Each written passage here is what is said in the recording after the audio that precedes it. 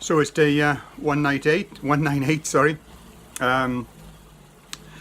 Transition to ride from the house for the next couple of days, which will mean hopefully another lie on tomorrow, and hopefully full recovery then before we transit into Bridgend next Monday, where we'll be for 5 days. Looking forward to that. Should be a good one.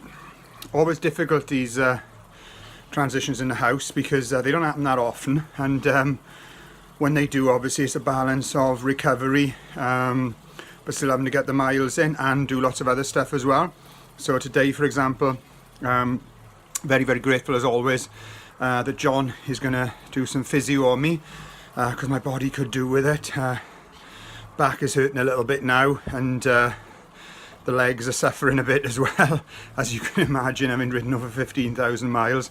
You know, he's done an amazing job to sort of keep me sort of physically in one piece throughout this. So I'm very grateful. Also, big shout out as well to Andrew.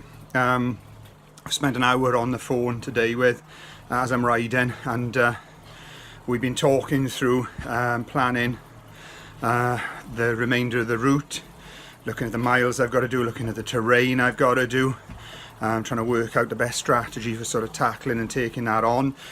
We've also been discussing the sort of details of our sort of finish, if everything goes to plan, and still it's difficult because that's got to be talked about now. All this stuff's got to be talked about, but when you're on the bike, you're very conscious that you're only just one slip, one injury, one logistical problem away from losing miles or losing it completely. So, you know, it is a tricky one. And of course, mentally, as much as, you know, sometimes you want to think about the end, it doesn't do you good to think about it all the time. You've got to sort of be, you know, where you are in the moment. So yeah, so, you know, a good day, getting lots of sort of logistical things and things that are needed for the body done.